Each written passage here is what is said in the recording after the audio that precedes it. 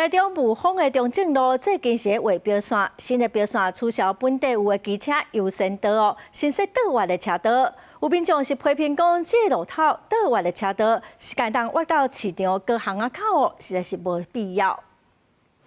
民众顺利沿车路驶车，不过过路口了后，原本倒平的双黄线向将煞走去正手边，险险变作反向驶车。真侪车主看到，随甲车撤退正手边去。台中雾峰区中正路最近当咧做漂线施工，当地的技术认为，哪施工哪通行，袂管是嘛真危险。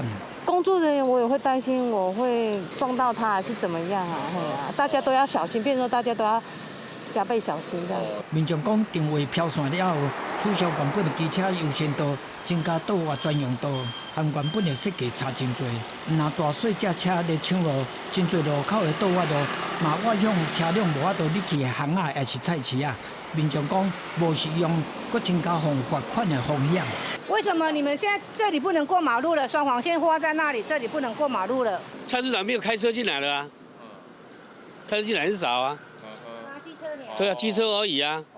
对啊，你一般的路还好了，我觉得啦。这个菜市场的路你这样不会塞车。市长表示讲，这个路段是国土署补助的道路改善计划，有2100公尺长，按这个月13开始动工，预计第2日全部完成。因为当地人口集中，佫是自商混合区，采用无封路分段施工，希望降低冲突。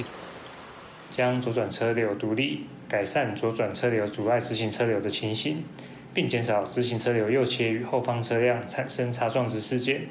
相关设计图说均经国土署及交通局专业审查通过。市政府表示讲，后续会继续追踪当地实际的交通状况，嘛会予民众适应甲调整的时间，时到会看实际的交通状况，做必要性的调整。记者综合报道。